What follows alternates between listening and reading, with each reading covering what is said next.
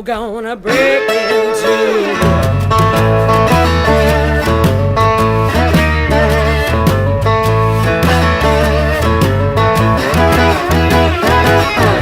Crazy love, you got me worried.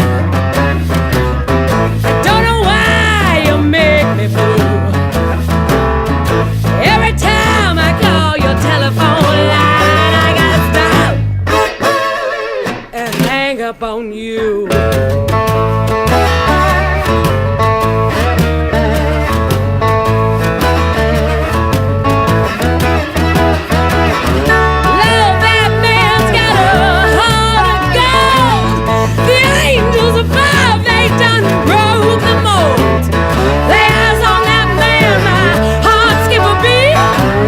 Gives me the vapors, got me weak in the knees, Lord.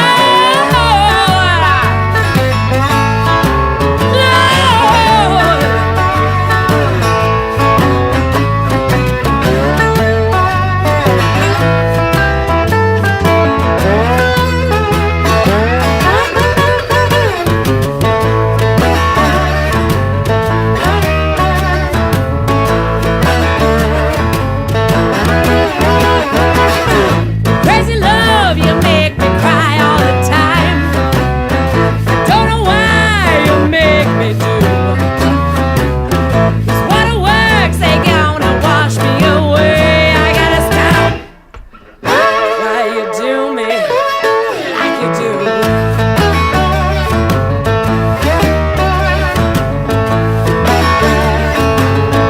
Crazy love.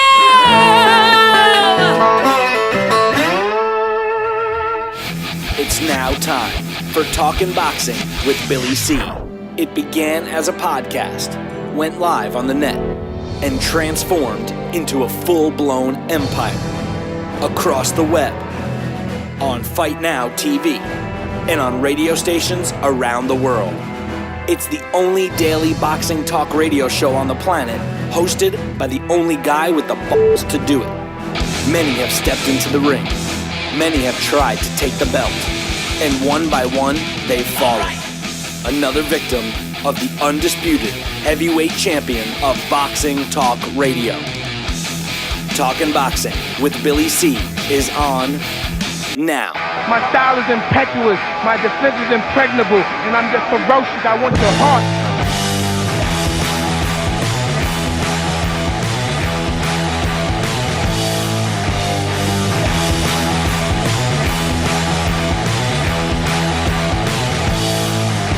And we're coming to you live from the Billy C studio in Lake George, New York. I'm Bill Calagione. It's time for Talking Boxing with Billy C. Good morning, good day, good evening. Whenever you listen, I hope you're doing all right. We got a busy show scheduled for today. But first, if you're tuning in live, don't forget, visit www.ldltv.com for the enhanced version. And we'll get to that in a second, especially with our next show coming up right after this one. So stay tuned. But first, the show is being brought to you in part by Campanaro and Tomkovich. If you're looking for a lawyer, use the ones to keep my ass out of trouble. That's Campanaro and Tomkovich. Give them a call today, 845-221-4099. 845-221-4099. Let Campanaro and Tomkovich knock out your legal problem. 845-221-4099. The show is also being brought to you in part today by the Title Bout Championship computer game. Now, you guys know that we've been promoting this game for a long time, but I got some great news for you. Now, first of all, it's not your typical gamer's game. You know, it's not going to be like some of these video games that, you know, they're hanging out with you in the living room while you're blowing up monsters and crap like that. But here's the thing. It's become a lot more graphically inclined, improved. I don't know, man. They have some good stuff. I was told ring card girls now, and a lot better graphics. But here's the best part: the price has been cut in half. You're selling for like $19.99. Now, if you have the older version, I think there's a special. So if you've gotten the version already, I think you can upgrade to the new version for $10, $9.99. We will be giving licenses away for that. So stay tuned for that. Now, if you want to get there, there will be a new link on the website, but I guess you can still get there from the old one, which is right up on the front page of www.BillyCBoxing.com. Hey, I want to give a shout out to one of our new affiliates, the Fight Network up in the Nord country. That's right, up in Canada. I want to give a shout out to all the listeners up there, and don't forget you can check out our website. All you peoples from the Fight Network, check us out, www.BillyCBoxing.com. Be part of the show. Drop us an email. Get your thoughts read on air and all that happy stuff. Coming up a little later, we got Emily Harney. She's going to be giving us her thoughts on the fights this weekend. We will be opening up the phone lines, so we'll be dying to hang up on everybody because you know how this phone system works. But we will be opening up the phone lines. So if you're not scared, give us a call. We'll let the line go out in a little bit. I also want to let the number go out in a little bit. I also want to tell you that tonight, 7:30 Eastern, Tony Treem and I will be doing the heavyweight spotlight. It'll be live on LDL TV. You can hang out in the chat room right here on BillyCBoxing.com, but the stream will be live on LDLTV.com. So check it out over there. And let's see what else. Tomorrow we will be debuting our very first roundtable. This is a new show that came on, and we will be debuting that at 7:30 p.m. tomorrow, right on LDLTV.com. So make sure you check that out. It was a lot of fun. Dax Khan, myself, Alex Papali, and we had Bob Bob Benoit, I think it was. He's on there too. Yeah. So and that was really good. So make sure you tune in for that. Let's see. Let's get some emails going here.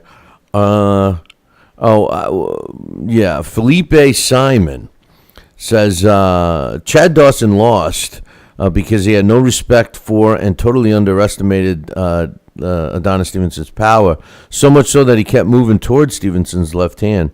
Fearlessness against a massive puncher during the first round, where his punches are the strongest, got him knocked out.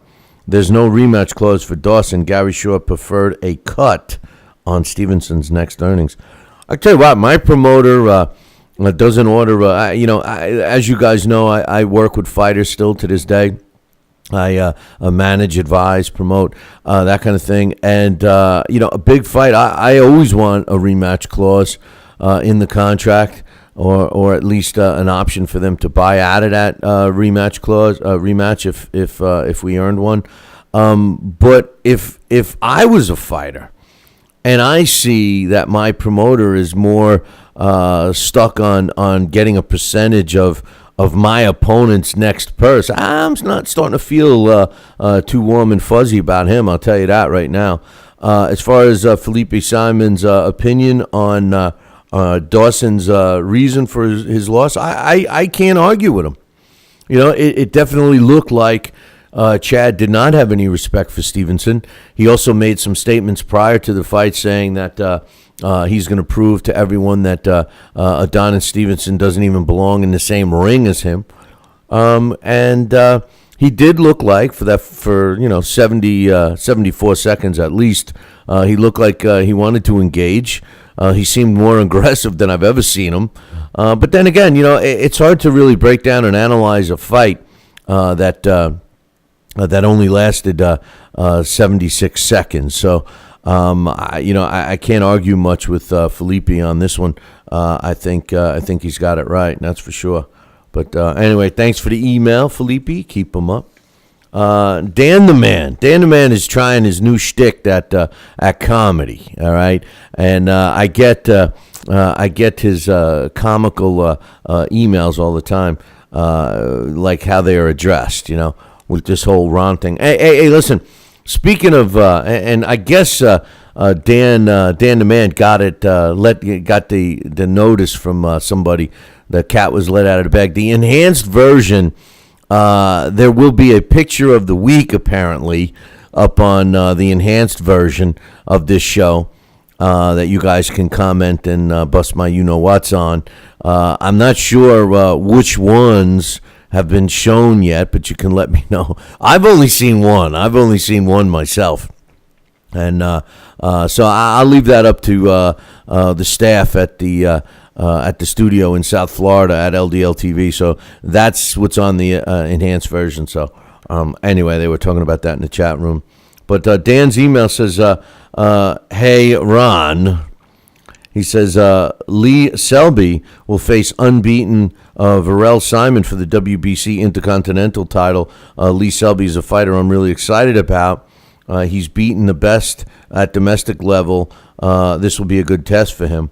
I'm not familiar with him. Maybe send me a link or two to his fights, and I'll give you my thoughts on the guy. I'm not too familiar with him. I can't recall seeing him fight. Maybe I have.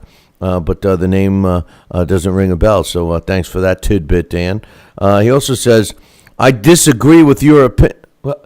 Dan Henderson, you're dead to me, man. You disagree with me? Come on, man. Come on. No, I'm only kidding, of course. He says, I disagree with your opinion of Huey Fury needing an American trainer. He says, your comments regarding the European stand-up style is something I also disagree with because the style has kept the Klitschko's dominant against a variety of styles over the years.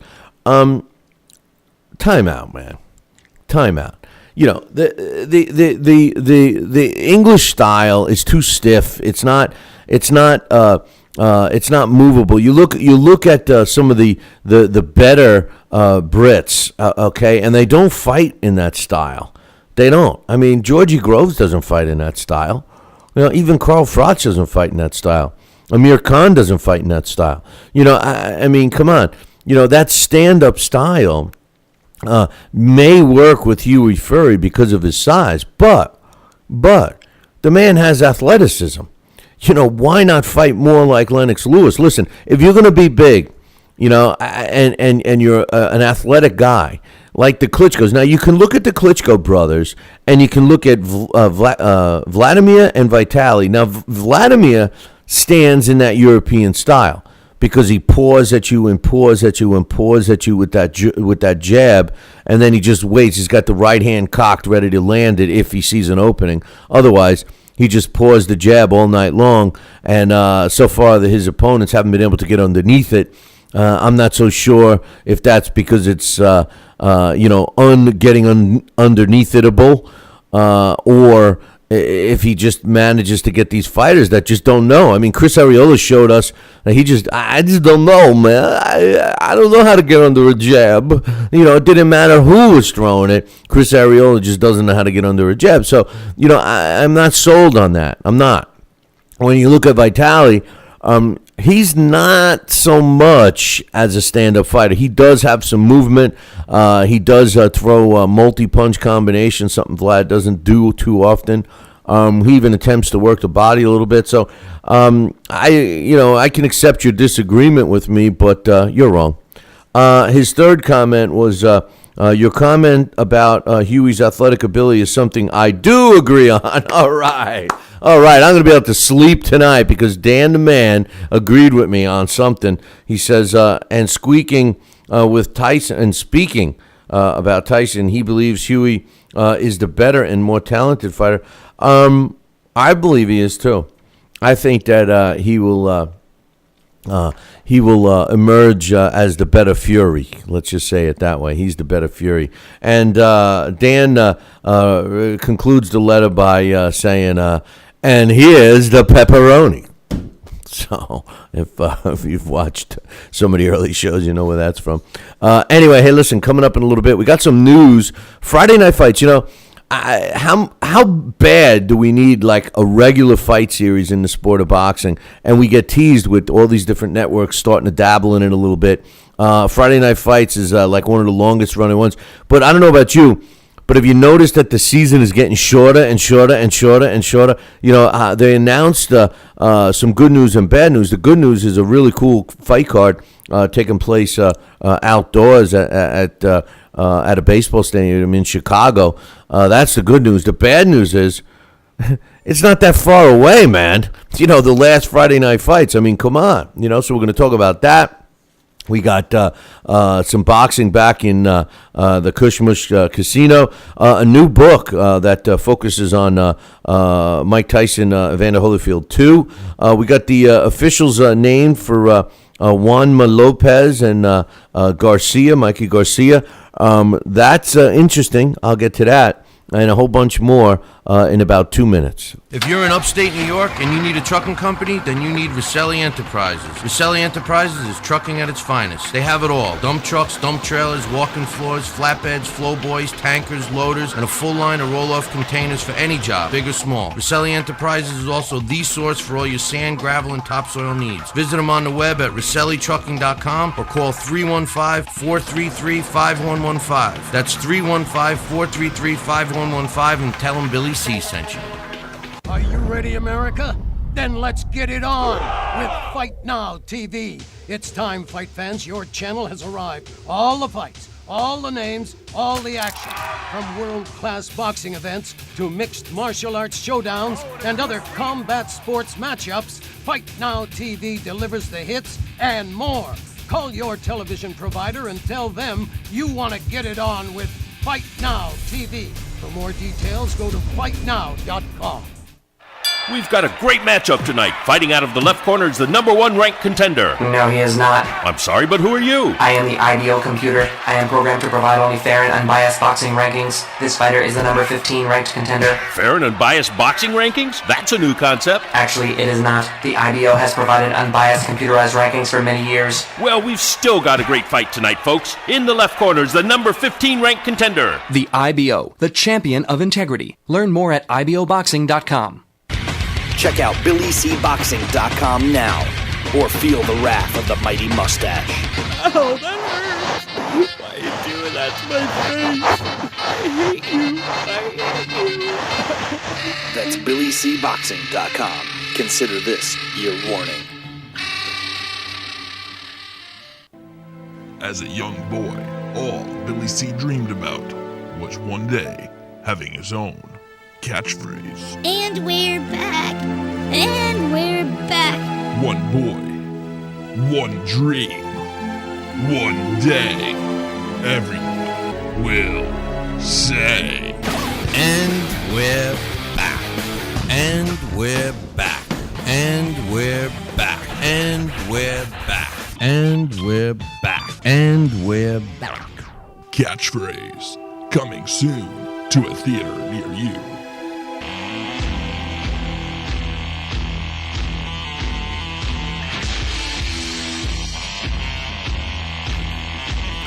And we're back. You're listening to the Talking Boxing with Billy C show. Glad you could join us. Don't forget, enhanced version over on LDLTV.com, and following the show beginning at 7:30 p.m. Eastern time. You know, that's the only time. I mean, come on, man. The time zones. You got the Eastern, you got the Central, you got the Pacific. Oh, don't forget the Mountain. Don't forget the Mountain. And I think some of the states don't even do daylight savings, right? I don't know, man.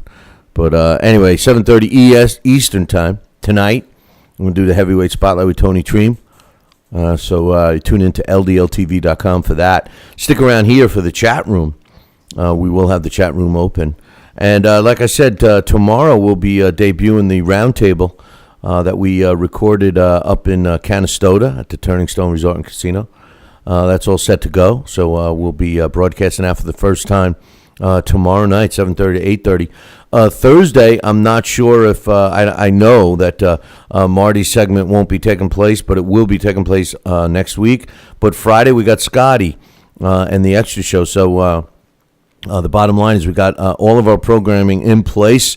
All the new shows that we announced will be full on the full schedule beginning Monday, with the Talk to Me Man show. Tuesdays, heavyweight spotlights. Wednesdays are the roundtable discussion. Thursdays are the fights and predictions with Marty Mulcahy. And Friday we got the extra show with myself and Scotty Krause. Don't forget about Talking New York Sports with Billy C and Brooklyn Mike on Saturday mornings. And we're going to be doing a sports pick show. It'll be in place prior to the football season. So. Anyway, Alex T, my man, the other Alex is like he likes to be called. The other Alex says, "What up, Bill?" He says, man, Adonis Stevenson knockout over Dawson was when was the last time we saw that in a big championship fight? Those of us who grew up in the Tyson era are spoiled because we used to see those kinds of knockouts a lot more. That was 20 or 25 years ago. He says maybe that's a revisionist history, playing games with my mind. He says, but that's that's the way I feel anyway. He says, I'll tell you another thing. He says, it reminded me of, and I hope you can appreciate this, of Sonny Liston. Of course, anything to do with Sonny Liston I appreciate. He says specifically Sonny Liston versus Floyd Patterson. Good point. He says Stevenson, the Liston, has a criminal background and past when he had done time. And when he fights, he comes straight at you and he's looking to knock you out. Dawson, like Patterson, is a guy with the physical tools, but he had his confidence broken by a previous knockout loss. Now, obviously, Stevenson seems much more easygoing in person than Liston was, but Sonny didn't trust a lot of people. Skill-wise, Liston was on another level than Stevenson, but the shady past and the way he walked through a reigning champ made me think of Sonny. He says, real quick, it takes two to tango. He says, and real quick, it takes two to tango. Gamboa was in there with a guy who didn't want to let his hands go either, so Perez deserves half the blame for putting on a stinker. All right, first of all, let me address that.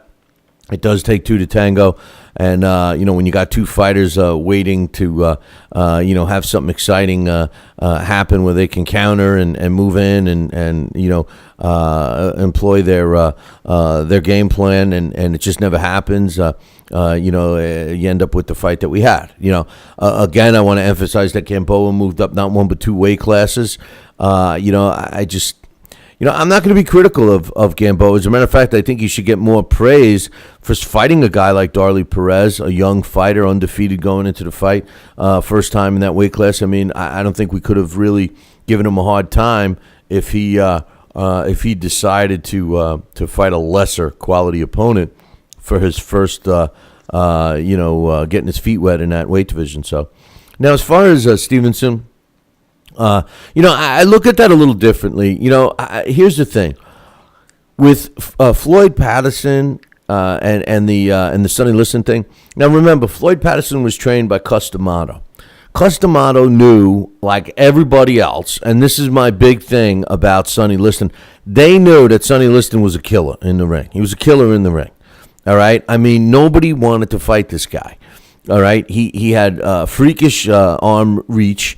He had a devastating jab that would, bust people up. And I personally don't think he ever really learned to throw his right hand as much as he probably could have. But the guy was, as long as he didn't, he was a typical bully kind of a guy. So if you stand up to a bully, you had a chance. Customato wanted to avoid Sonny Liston at all costs for Floyd Patterson. Floyd Patterson, no disrespect to Floyd, I happen to have known him personally, and he was one of the nicest guys I've ever met. He had the skill, just like Alex says, but he was a little heavyweight. He had no chance with Sonny Liston. The difference in the fight is that Floyd Patterson, he stayed with one trainer pretty much. He was a nice guy. He was dedicated to his craft. He tried and did what he had to do. I'm not so sure I could say the same thing about Chad Dawson. 11 trainers throughout his career. That's a lot of trainers, man. That's a lot of trainers. We're not talking about a 25-year career here. Listen, Chad Dawson, although I give him a lot of respect for the way he handled himself after the fight and basically said what all fighters should say when they lose. Hey, I got caught. He was better than me tonight. What else can you say? You can't take it away from your opponent. There's other fighters that constantly have an excuse. My toe was swollen. I couldn't move. My toe was swollen. I broke my hand in the third round. I couldn't throw my left hand. I couldn't see. They kept mushing Vaseline in my eyes. I couldn't see. He thumbed me in the eye. All these things. And Chad Dawson he was an excuse maker at one point, but not recently, and I give him a lot of credit for that. But I agree with the previous email that the bottom line with Chad Dawson against Adonis Stevenson is he took him lightly, man.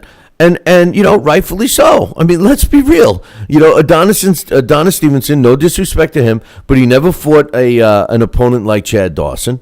All right, he was fighting in a lower weight class. He's a one-dimensional fighter for all intent purposes, and I could see where Chad Dawson was believing all the hype that was being whispered into his ear, and he started that fight with that chip on his shoulders, that Chad Dawson, that Stevenson didn't belong in the same ring as him, and it bit him in the ass. I mean, we can't say it any other way, So I like the analogy from my man Alex T, and I also agree with the impact that that knockout made on all of us for the sport of boxing. It didn't. I would find it hard for people to really. I mean, even if you were a relative of Stevenson, it would be very hard for you to say, "Oh man, he's great. Oh, did you watch that fight? Oh, he's gonna do. He's the next guy. He's the next star. He's the next this. He's the next that." He threw 3 punches. He landed 3 punches. And one was a knockout punch. It looked like most of his other fights, man. So I give him credit. He beat a world champion. He's the linear world champ. He moved up a weight class. He's got a lot of options right now. I agree with everyone that thinks that that was a huge impact on the sport, because I certainly think it was as well. So, hey, it was good stuff. So, anyway, we're going to be talking when we come back from the break with Emily Harney.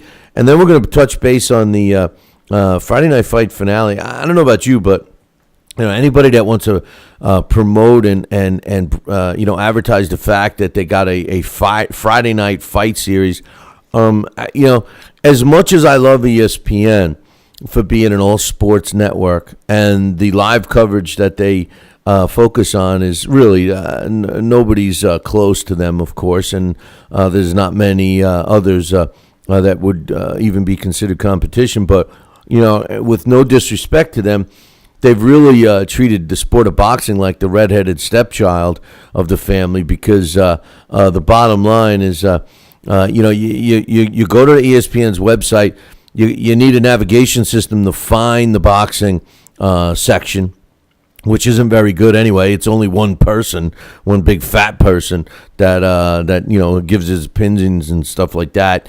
The only thing I will say about Mr. Raphael is the fact that he's thorough, and he usually finds out the ins and outs of contracts and money and stuff like that, which I like at times. But aside from that, he doesn't know a left hook from a fish hook. He's not a boxing guy. He's a writer, which is fine. Their Friday Night Fight series, we've seen Friday Night Fights on Saturdays. We've seen Friday Night Fights on Wednesdays. We've seen Friday Night Fights on Thursdays.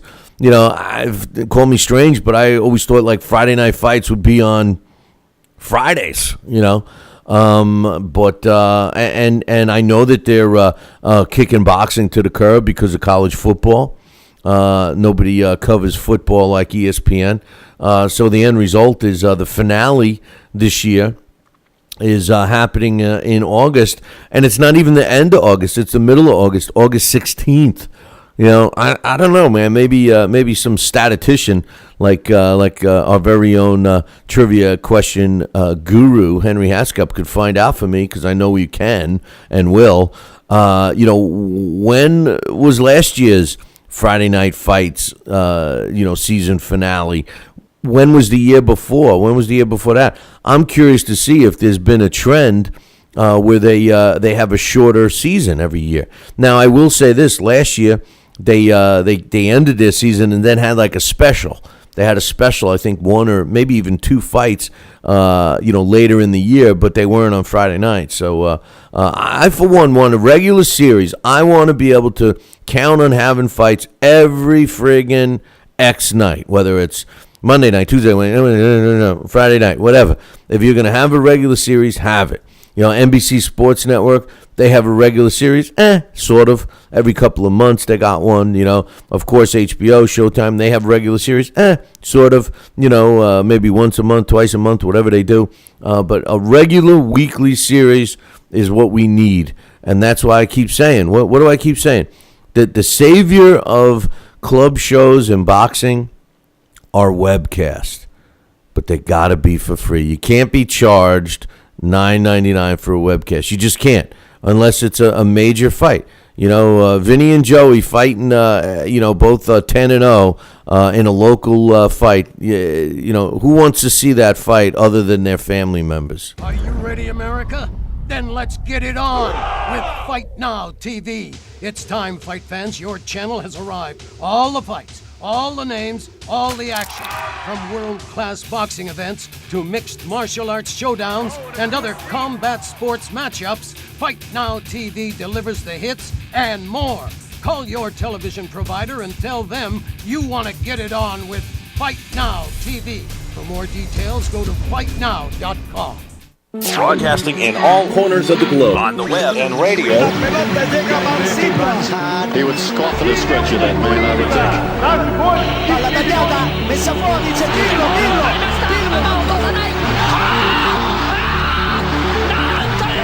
think. You're listening to Talkin' Boxing with Billy C. From upstate New York and the good old US of A.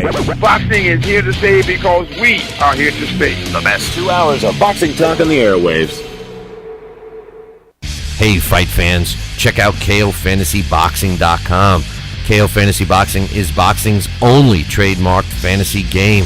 Check it out, www.KOFantasyBoxing.com. Select your own gym, your own fighters, track them through a season that can last from 3 months to a year, depending upon which league you join. You got to check this out, man, www.KOFantasyBoxing.com. Join it today. Again, www.KOFantasyBoxing.com. And tell him Billy C sent ya. Now back to Talkin' Boxing with Billy C, the only radio host man enough to take a punch from Mike Tyson. Wait a minute, man. Hold on there. Jeremy, man, I need you to take this one, all right? Wait, what? No way. I can't do this. Need I remind you I'm Billy C, damn it? Now put on that mustache and get in there. Hey, look at me. I'm Billy C. Crap.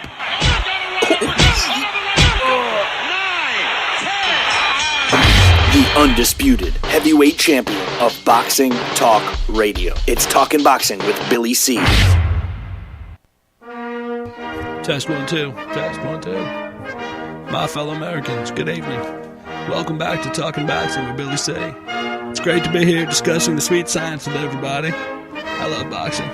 I love talking boxing. It's what I do. Bill. Wait, what? Bill. Why are you interrupting me? What? Wrong. What's the problem? Billy, what? C. I did not have... We're gonna have to ask you. Wrong speech. What do you mean wrong, Billy C? What's going on here? Find out. Broadcasting live, brother. Welcome back to Talkin' Boxing with Billy C. on the mighty TPSradio.net, brother. What you gonna do, brother?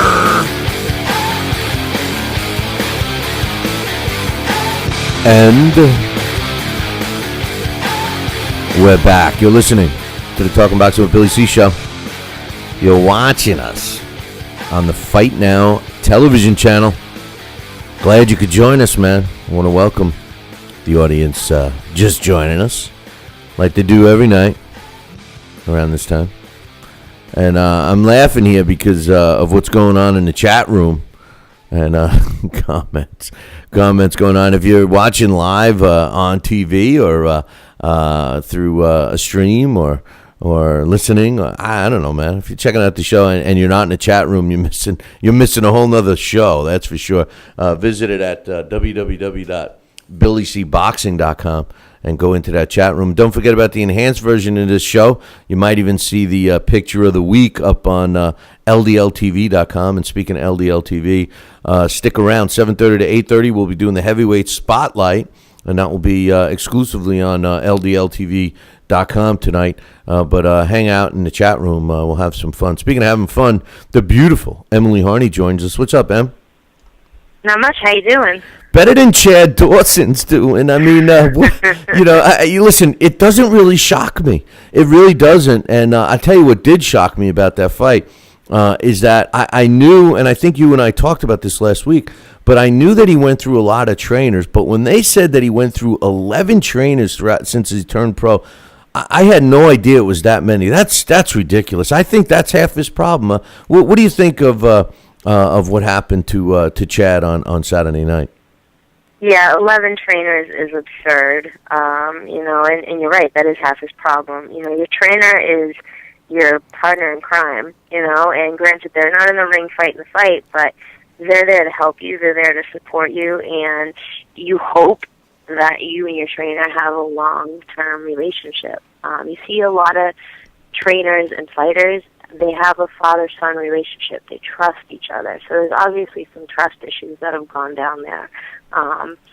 To bounce around like that, the frustration of, maybe losing certain fights with certain trainers, made him want to move on.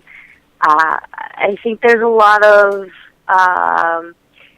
head issues there. You know what I mean? And I don't mean like, he needs to sit down and have a psychiatry session. I mean that, in terms of boxing, he needs to find himself if he still wants to do this, because based on what you saw Saturday night, he didn't take this seriously. You cannot go on the fact that a fighter isn't well represented in the media. We know how boxing is. We know how tough it is to get fighters recognized. You know that. I know that. And if it wasn't for people like us, people wouldn't know about a lot of these smaller fights, these younger fighters, these up-and-coming guys who don't have the money to have publicity or, the local coverage to get them out there. So, to kind of be ignorant to that, it's his own fault. Yeah, plus he's got people in his ear telling him how great he is because that's what he surrounds himself with. Hey, Emily, you know what today is? I don't know what today is. Well, you should know. It has something to do with you, man. Did you miss a birthday or something? My 2-year anniversary? No, it's 3 years, 4 years, 5 years? It's your 7-year anniversary for the famous shot. Alex Papali is publicizing in the chat room right now that it's your 7-year anniversary of your famous shot of Mike Tyson being looking with the disgust on his face after being knocked out by Kevin McBride. He's 7 years. No, it's got to be more. I had a conversation about that picture today, so it's funny that today is the anniversary of that picture. Seems like it was just yesterday. Well, Alex sees it every day. He's got it on his wall. He claims to be a Mike Tyson fan, and he's got that. I remember seeing it at his place. He said, "Oh, look at this shot." And I said, "Oh man, how sad." He says, "Yeah, Emily took it." I said, "Damn that Emily! She had to catch that one." You always have a knack for catching these guys at the right moment. And he was I wasn't meaning damn you for taking the picture, but damn you for taking the picture because I liked Mike Tyson. It was my thing, my guy. But anyway, I think Chad Dawson's main issue is that he doesn't have a normal voice in his corner. When he comes back in between rounds. What do you think? Oh, I guess we lost you, Em. I guess I got to call Emily back. We have silence going on there, so we'll try and get her back on the phone here. But I guess she didn't want to get the accolades for it being the 7-year itch or whatever they call it after 7 years. I don't know if you were hearing me, but I couldn't hear you anymore. I heard you. So I know you said damn you, but you didn't mean it in that way. Right. No, I meant damn you because you caught my man at probably one of the lower points of his life, But anyway, Chad Dawson, people saying he's finished, he's done. I just, I don't know if I'm going to go that far, but I'm certainly not. I'm certainly not impressed with him. Although I was impressed with the way he acted after the fight. He kind of did act like a man, something I'm not used to seeing. Yeah, I agree. I was kind of shocked at his statements because we've seen him act less than professional in the ring after a loss. So he was definitely. I think he was in shock. I think a lot of people were in shock. I don't think they expected the fight to end that early or in that fashion. So you got to take it for what it's worth, and I think Chad did. He was respectful about the power that Stevenson had, and he had to have been thinking in the back of his head, man, I underestimated this kid, and next time, hopefully he keeps his mouth shut, in underestimating him verbally. Did you catch the fight on the Brinson fight, the Nick Brinson fight against Melendez on Friday? Did you catch that one? I did, and I was happy to see the Brinson win because this was coming in on a week's notice. Like I said, you never know what a guy's training for, and this guy was training to win, and he did. Well, I mean, there are a couple of reasons why I brought that fight up. Number one, you're right. The fighters that are always ready, and the fighters that get hand fed, really lesser opposition than they should. They get bit in the ass when they face a real fight, like appeared to be the case with Melendez on Friday night. But the reason why I'm bringing it up is there was a part in that fight when Brinson was in some serious trouble. As a matter of fact, we've been talking about this, and you couldn't have really argued with Charlie Fitch, the referee, if he waved that fight off because Brinson was literally out on his feet. I mean, I was ringside for that fight, and it looked scary there for a couple of seconds. But he managed to he bought him a little time, the referee, and I thought it was justified. I thought it was right. The kid was winning the fight. It was a slugfest in a sense. And he gave him a couple of seconds. It was almost the end of the round. The 10-second warning had just been sounded. And he survived the round and ultimately went on to win the fight. So people talked about that, saying, it should have been stopped. I want to jump back to the Dawson fight again, and I believe that was a justifiable stoppage. So here we had two referees making a decision quickly. One let the fight kind of continue. One stopped the fight. I agree with both. What's your thoughts on the one non-stoppage and the one stoppage? Yeah, well, Dawson was clearly not there. The one thing that I always look towards when you see a fighter go down is their legs. And you see them kind of give out a little bit. You got to be wary about, how things are going to continue, especially with time left in the round. You're not, 2 seconds from the round ending and him going back to the corner to recover. You weren't going to get that. And so you were potentially moments away from seeing somebody being taken out on a stretcher. And you don't want to see that. And as a ref, you need to know when to recognize how to stop a fight or when to stop a fight. And I think that, the referee in the Dawson fight was warranted for stopping the fight when he did.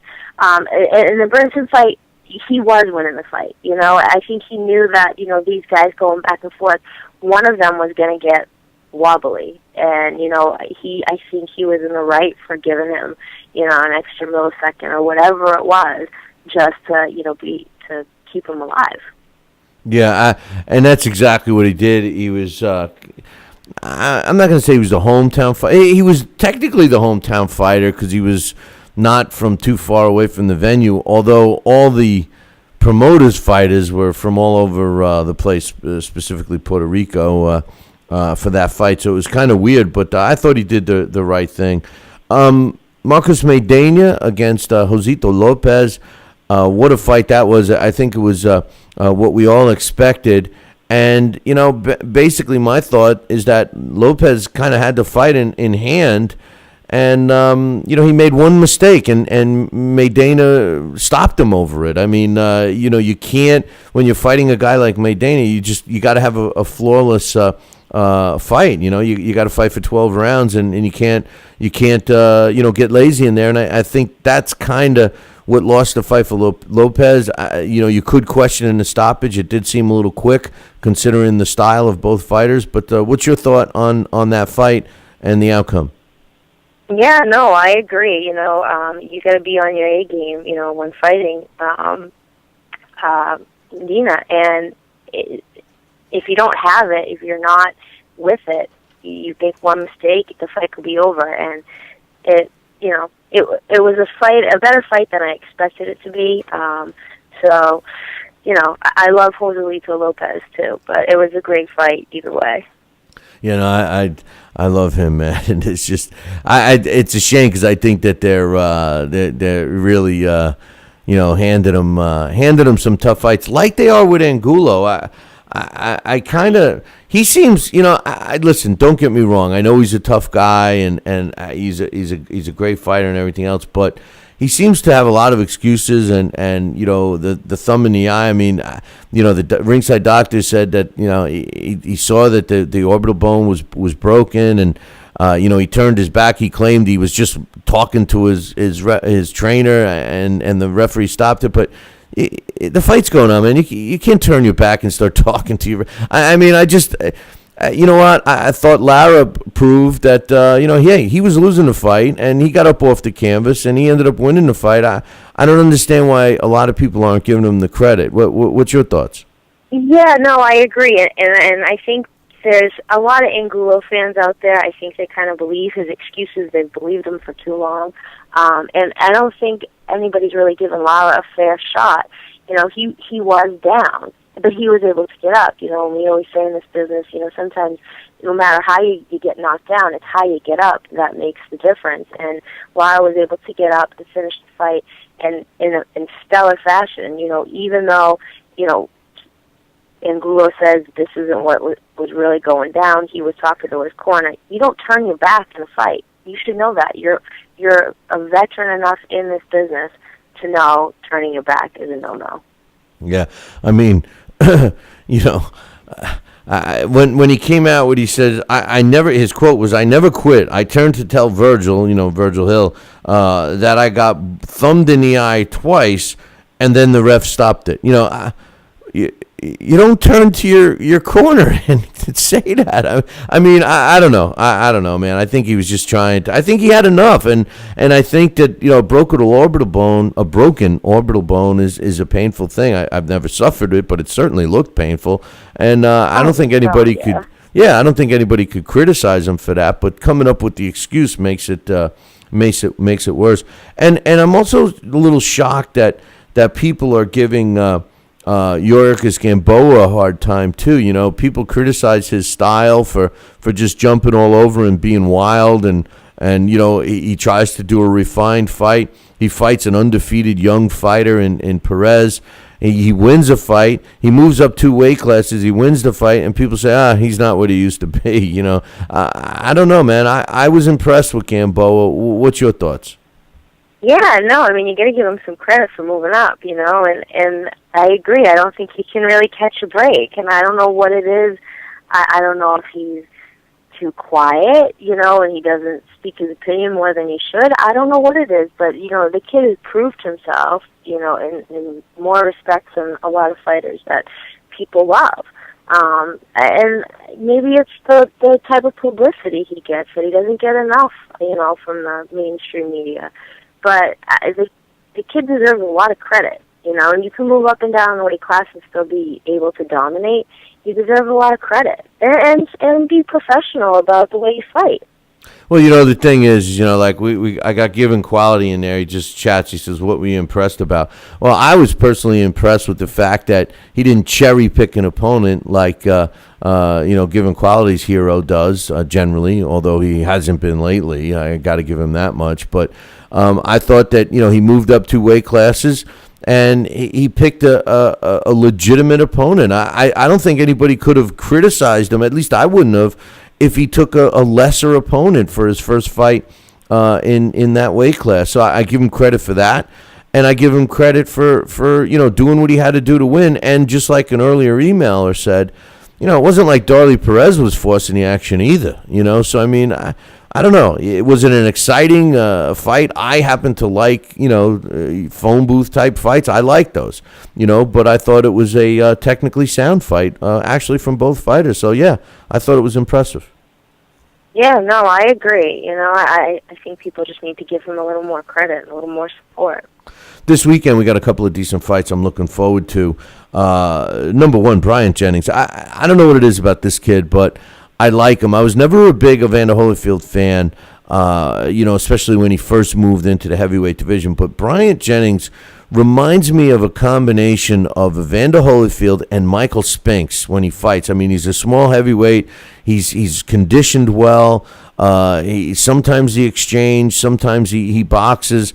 I like him. I don't know how far he's going to go because of his size, but he's in tough again, like all of his fights seem to be this weekend against Andrei Fedosov. What do you think of that fight? Yeah, I like Brian Jennings. He's definitely a confident fighter. I think he might have a bit of a tough time against Andre, but I think he's confident enough and he knows how to move enough that he'll be able to overcome him. I think it'll be a good heavyweight fight. I don't think you're going to be watching paint dry. No, you won't be watching paint dry. Yeah, you don't watch that with Brian Jennings. How about Juanma? Juanma Lopez is going to be taking on Mikey Garcia, who's the real deal in my opinion. You talk about a blue-collar fighter. Juanma Lopez, I know he's got charisma and a lot of people like him. But his problem is when he gets hurt, he instead of holding on and trying to gather his senses again, he goes toe to toe. I think he's in trouble if he does that with Garcia. What do you think? Yeah, I agree. I like Mikey Garcia. The first time I saw him fight was against Matt Remillard, and I didn't really like him so much after that fight. But I got over that. But he is the real deal, and I think he has a lot on his plate. But I think I don't always think Lopez is in the best place mentally. Yeah, he's coming off 2 wins, but I'm not always confident about him as a fighter, and I think Mikey Garcia has the confidence. He said in an interview that, as a police officer, he has to pay attention to detail, and that's important as a fighter. And I think he has that over Juanma, and I like Juanma, but, I think Mikey's got the upper hand here, and I expect a good fight. I know both of these guys are going to come to fight. Mikey Garcia certainly is. So I expect a good fight out of both of them. I think it'll be exciting to watch. Speaking of Matt Remillard, have you heard anything on him? How's he making out in the slammer? Have you heard anything, or is he just... I haven't heard anything. As far as I know, he's doing his time, and, just like everybody else, hoping to get out and make a comeback, but we'll see. That's a shame. I like Matt Remillard. It is a shame. Oh, he's a good kid. And it's unfortunate that, he has to endure that. He was one of my favorite young fighters. I loved watching him fight, and I thought that as soon as he signed with Top Rank, I thought I smelled something fishy, and then his first reward was Mikey Garcia, and we all know the path he took to get to that fight, and was not against opponents like Mikey Garcia. So. And then, the rest is history. But anyway, we got some good fights next week, too, that we'll get to talk about. One thing I wanted to ask you, I'm a little critical of Friday night fights. I like Friday night fights. I like having fights on, a regular basis. They call it Friday night fights. They say it's a fight series every Friday night. But it's over already in August 16th. I mean, we're talking a month from now. Their season is over. I don't know about you, but it seems like it's ending shorter and shorter and shorter every year. I mean, when do you call it a half season? Yeah, I mean, there is no season to it with ESPN. It's unfortunate. You're right. They do end earlier and earlier every year. I'm hoping that these other networks really step it up and start putting boxing on more often, because somebody needs to pick up the slack. I think somebody will. I have that feeling somebody's going to jump in and take over, but it's unfortunate because they do put on a good series of boxing. We know we see competitive fights, so I wish they did more of it, and it's, I know, I understand, the logistics of all of it and the money that goes into it, so why they have a short season, but it's not okay. Definitely not okay. Yeah, and what's really weird is, I don't know about you, but I find it strange to have a Friday night fight on Wednesday. I think I just think it's funny. It's like, tonight's Friday night fights is on Thursdays. It's like, what, huh? But I do like the fact that the last one is going to be outdoors. I love boxing events in baseball stadiums, man. I think it's cool. It reminds me of the old days, not that I was at those Sugar Ray Robinson fights or anything like that, but it's got that feel, you know what I mean? You guys had one in that Brockton Stadium once, right? Wasn't there a fight? We've had them a couple places up here outside, and, it would be great if Fenway Park would actually do a big fight. The Yankees did it, so why can't we do it? Yeah. Well, just you got to make sure the referee doesn't try to have the kid killed in there. Suck it up, son. Suck it up. Limp around. You got another leg. You don't need two legs. Oh, do you see that towel that came flying in covered with blood? It could have been from the guy in the third row. I'm not stopping the fight. But anyway, Emily, thanks for joining us, and of course we'll be looking forward to you next week. All right. Thanks, guys. Have a great week. All right, take care. That's Emily Harney, the best boxing photographer in the business. And most of the time, if you see some good shots, typically she shot them. And that always reminds me of the time I said to her, "Hey, Emily, I need a headshot of you. I need you to take a picture." And she says, she goes, "Oh yeah, well, it's going to be tough, but you know what? I'll shoot myself later on, and I'll get it to you." I said, if somebody was listening to us talking, they would think that you were going to go shoot yourself. But anyway, that's correct. Friday Night Fights. Their season finale will be taking place August 16th. It's going to be a good card, that's for sure. It's going to be in the Chicago Cellular Field in Chicago, where the White Sox play baseball. And I'll be looking forward to that on the 16th. It'll be what they're saying is their final fight night. I hope that the series comes back. I haven't heard anything on the contrary, but as you recall, the guy who runs the Friday Night Fights was one of the 400 ESPN employees that got the pink slip a couple weeks ago. So we'll see what happens there. But apparently, the Andres Fonfara is taking on Gabriel Campillo. That's the main event, and also the co-main event is the big rematch. A Chicago rematch, so to speak. Mike Molo going up against Otur Spiltzka, who's actually fighting this weekend, and we'll see what happens there. If you remember, Mike Molo was doing pretty well. He got some serious cuts and ended up getting knocked out. So that's a rematch. There's some real dislike for each other between these two fighters, so we'll see what happens. Just a little bit of history for you. The last time that a Chicago baseball stadium hosted a pro boxing card was 51 years ago in 1962, when my man Sonny Liston knocked out Floyd Patterson in the very first round at Comiskey Park, which was where the Chicago White Sox used to play. So it's been all those years since they hosted it. So we'll see what happens with that one. So I know I'll be looking forward to that. Another thing I'll be looking forward to is the return of Fernando Montiel. 49 wins, 4 losses, and a couple of draws, with 37 of his wins coming by knockout is his current record. He's coming back on June 22nd, and he's getting an easy fight. Now this is my point, about Yuriorkis Gamboa. Now, I just realized why Given Quality is so anti-Gamboa, because, he's with 50. He's with 50 Cent, and I guess Team Mayweather and all the Mayweather lovers don't like 50 no more. So, Gamboa is with 50. So I guess, he doesn't want to give him any credit. He's even quoting the punch stat guys, who I think half of those guys are like Stevie Wonder, counting punches. So, I don't know. I don't know about that. But here's the thing. This guy's coming back. He's been off for a little bit, and he's getting a little tune-up fight. How many people are going to complain? Now, I personally don't like that he's reaching as low as he is. He's taking on Jadriez Padura, who's got 11 fights under his belt. He's 8 wins, 2 losses, and a draw. I mean, Montiel was a pound-for-pound fighter at one time. He's got 49 wins, 4 losses, and a couple of draws. He's taken on a fighter with 11 professional fights.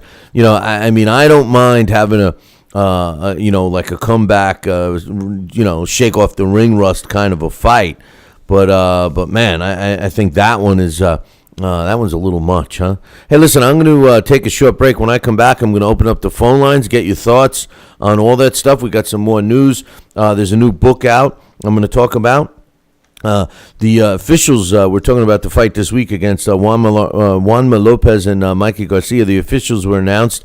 The fight's in Texas, and guess who's not going to be the third man in the ring? Arthur Abraham makes his return. Acilio Freitas, is he coming back again? Yeah. Danny O'Connor, Danny Boy, he's going to be on the Triple G undercard. That and a whole bunch more coming up in about 2. Talkin' Boxing with Billy C. now has official merchandise available on TalkinBoxing.com. T-shirts, sweatshirts, hoodies, and mugs.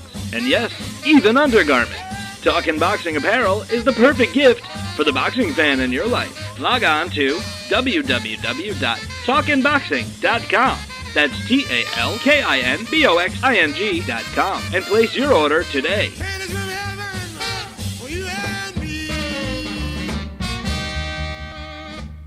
Join us here for 2 hours as Billy and the gang do what they do best. Every time I start talking about boxing, a white man got to pull Rocky Marciano out the ass. Rocky Marciano was good, but compared to Joe Louis, Rocky Marciano ain't.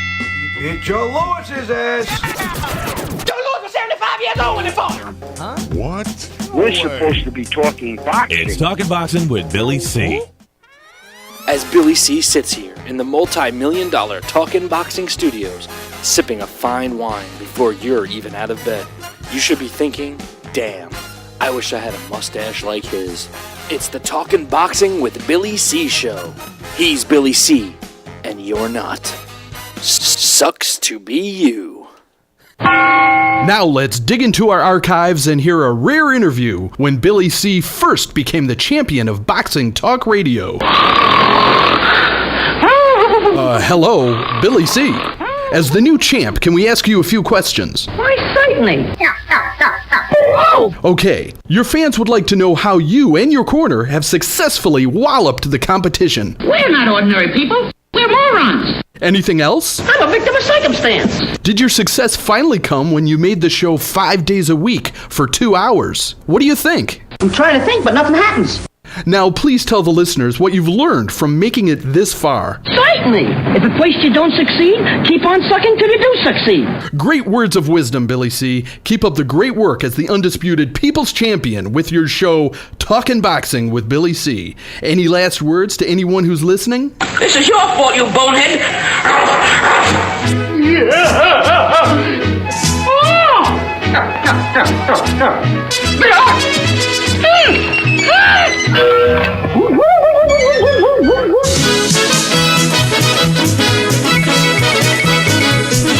And we're back. You're listening to the Talking Boxing with Billy C show. You're watching us on the Fight Now television channel. Glad you could join us. And we're going to open up the phone lines right now. And we'll give that a shot, see how they work out, and see how the phone lines are working. It's been raining here for the last couple of days. As a matter of fact, I'm thinking of building an ark. We're starting to see the water tables rise. You know, I was talking to my man Tony Treem, who's going to be joining us at 7:30. So make sure you stick around. 7:30 to 8:30, we're going to be doing a heavyweight spotlight. Got some interesting stuff to talk about. As a matter of fact, I might as well spill the guts a little bit. We're going to talk about some old fighters going up against some of these big monster guys, what our thoughts are of how they would have fared. I have some interesting things to talk about, so we will see how that goes. So you can catch that out. Catch that on 7:30 to 8:30 p.m. on LDLTV.com. We'll be streaming it. But hang out here in the chat room on BillyCBoxing.com. Phone lines are open, 845-228-8710. 845-228-8710. But we'll see what happens there. The Mike Tyson, Evander Holyfield, those two fights, everybody, when they talk about Holyfield-Tyson, they refer to when Mike Tyson was kind of nibbling on Evander Holyfield's ear a little bit, he was hungry. I mean, the guy's got to eat, right? And he nibbled on that ear a little bit, and got caught in his tooth when he was backing out, and he kind of chomped it off. Mills Lane was at the Hall of Fame this past weekend, and never forget the look on his face, and the way he tried to diplomatically respond to what he saw after the fight. I recently had just rewatched that fight, and watching Iron Mike biting that ear and then kind of spitting it onto the canvas was pretty bad. And how about the jump? How about that? Because first of all, how painful must that have been? I mean, oh my God, right? And that jump. Remember the jump that when he bit Evander in the ear? That kind of like, touching my hands to my toes in the air, kind of a jump that Evander did from the pain, shaking his head. Man, anyway, there's a book on it. It's called Twice Bitten. It was just released, and it focuses totally on that. There's been some good reviews and a couple of bad ones, but we'll have to wait and see what the general consensus is. I haven't read it yet, but it was released, I guess, over the last few weeks, and it's starting to get some reviews about it. So we'll wait and see what people think. But my question is is there enough material to write a whole book on that one fight? And what was going through you? Hey, Mike, what was going through your mind? What made you decide that you were just going to bite Evander's ear? He was headbutting me, man. He was headbutting me, and the referee wasn't calling it. So I just had to take matters into my own hands. I know it was ludicrous, but I had to take matters in my own hands, and I decided to bite off his ear. So I don't know. What I mean, how much can you drag it out? I don't know. This weekend, Gary Shaw, the benefactor of Adonis Stevenson's next couple of paychecks, next percentage of his paychecks at the expense of Chad Dawson, is putting on a show this week at the Kushmush Casino in California, Santa Jens, California, I think is how you say it. I guess the main event is Alejandro Luna, who's 13-0 at 9 knockouts, going up against Sergio Rivera, 14-11. Who's going to win that one? Who do you think is going to win that one? But also Rustam Nagaev, the Russian kid. He's a good fighter. He's taken on, now he's 23-6 with a draw of 13 knockouts. He's taken on Daniel Ata, who's turned into nothing more but a gatekeeper. But I will say this about Daniel. He always comes in shape and he's ready to fight, But 50 Cent is going to be holding a press conference tomorrow about his next card that he's going to be doing July 5th. It will be a Friday Night Fights card. It's going to be taking place at the Hartford Civic Center, the Convention Center, I should say, the Connecticut Convention Center in Hartford. It's called. Billy Dibb is going to be on that card. Billy Dibb's not from anywhere near Connecticut. I don't understand. And I know I see my man Keith Tessera in the chat room, and he knows. He's been around a while, but years ago, and I'm not suggesting he's old or anything, but years ago, to get an ESPN fight card, the promoters got some decent coin, man. At one time they were paying, I believe, as high as $50,000 for a card. They're not paying anywhere near that now. So the ESPN comes in, and the promoters, I believe, the last time I heard, is between 25 and 35 is all the promoter makes for the fight, to have the ESPN fight, and they got to put on the undercard and stuff, and maybe it sounds like a lot of money, but it's really not in the fight game, and I look at this and I say to myself, the most important thing when you do a fight, unless you're getting a huge deal, an HBO deal or a Showtime deal or a major pay-per-view deal, we're the guy that can actually sell, you got to have local talent on a card. Those are the kids that sell the tickets, man. Those are the kids that sell the tickets. No disrespect to Billy Dibb, but he's not selling tickets in Hartford, Connecticut. He's not. You might want to go and get a glimpse of Fitty, and by the way, if you're going to buy a ticket to see, 50's ring entrance song, I mean, the last one I saw when Billy Dibb fought, it sucked. I mean, listen, I'm not a fan of his, or I'm not somebody who dislikes him, But I'll tell you what, if there's anybody out there now, maybe his studio stuff sounds a lot better than his live stuff. But that, I guess you call it a song that he was singing when Billy Dib came out. That was the last time I noticed him singing.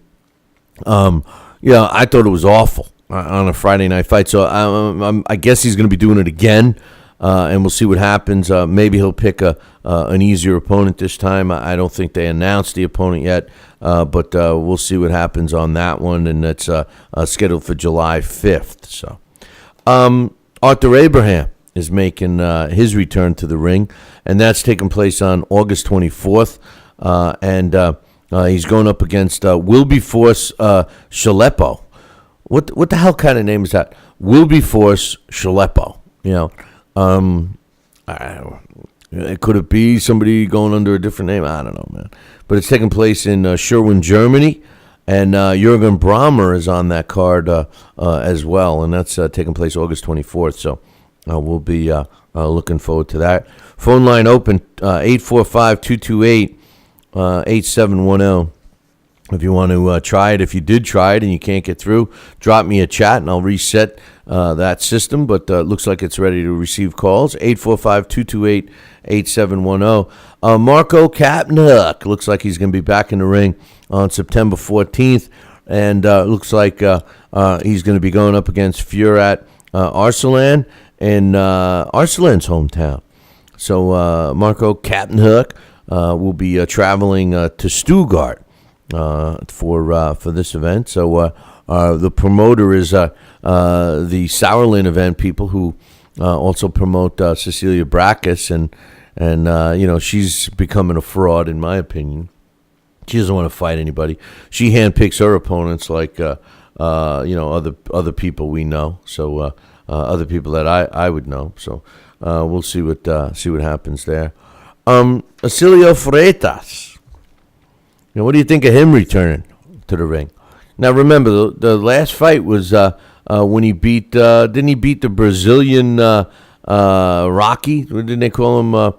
Michael, what was his name? Michael, what's the Brazilian Rocky's name? Michael, somebody help me out here. Anyway, you know who I'm talking about. He went in, he moved up, he fought at junior middleweight, I believe, and won. Not only did he win, he knocked out his opponent, and I can't believe that I don't even have it written here on my notes. But he's 37 years old. He's going to looks like he's going to be fighting again for a benefit, a cancer hospital in Salvador, Baja, Brazil. Apparently, his pops was in that specific hospital prior to his death. And he's looking to possibly fight in a stadium that can house 50,000 fans, man. Talk about still having appeal and selling power. That's amazing, And I would have actually thought that he would have returned a lot sooner, especially after his success. The funny thing about him was that he had said, hey, I want to fight again, but I just hate training. And when a fighter says that, you say to yourself, man, he's not going to prepare. He's not going to be ready. But yet he won that last fight. So we'll have to see what happens there. Phone line's open. We're going to be keeping them open till the rest of the show. 845-228-8710. 845-228-8710.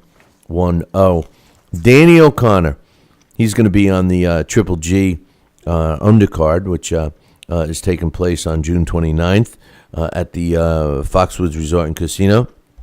Our very own Alex Papali will be there, and now he's getting all these great cards to cover, but he's there. And Danny O'Connor, I've seen him fight many times, and he's a talented kid. And they always say, oh, he's an Olympic alternate and everything else. He's talented, but one thing I never could understand about Danny O'Connor, and it's weird, and you have to see him live to understand what I'm going to say. His record right now is 20 wins, 1 loss, 7 of his wins coming by knockout, and there's the thing. If you've ever seen Danny O'Connor fight, And trust me, I've seen him ringside a lot of times, more than I can even count. You're just waiting for his opponent to fall over, man, and they don't. And I've heard him fight, and I say heard. I'm in an arena with people screaming and going crazy. Generally, most of the fights I've seen, he's fought in front of a hometown crowd, so to speak, and he's always got a big following, and they're cheering for everything he does, and you still hear his punch land, no matter where you are, and his opponents don't get knocked down. And for the longest time, I thought maybe he was doing something wrong. Now, it wasn't a slap. It's not like a slap. You know how sometimes you hear a puncher that's slappy, and you can hear them slap, but they don't sound powerful. They sound like a slap, and it's the glove slapping against the target, But when he lands a punch, you hear it's like a thud, And I don't understand. Out of 20 fights, 20 wins, I should say, it's only 7 knockouts. 7 knockouts. And I'm not talking about, let's be real. Danny O'Connor hasn't fought, only the best fighters either. So, I mean, come on. He's fought some, to put it mildly, he's fought some slugs and can't get them out of there either. So I don't know, man. If you know the reason, I got my man Chatty Factory in the chat room. I know he's a trainer. I don't know, Chatty, if you've ever watched Danny O'Connor fight. What's the problem, man? Why doesn't this guy knock anybody out? I think that's what's lacking for his appeal. His value. But we know that the main event on this card, Jenny Galakovin, is a classic knockout puncher. He breaks his opponents down. He's the flavor of the week when it comes to boxers. Everybody is talking about him. He's the guy that everyone wants to see. I don't dispute it. I don't dispute that he's a very good fighter. I just...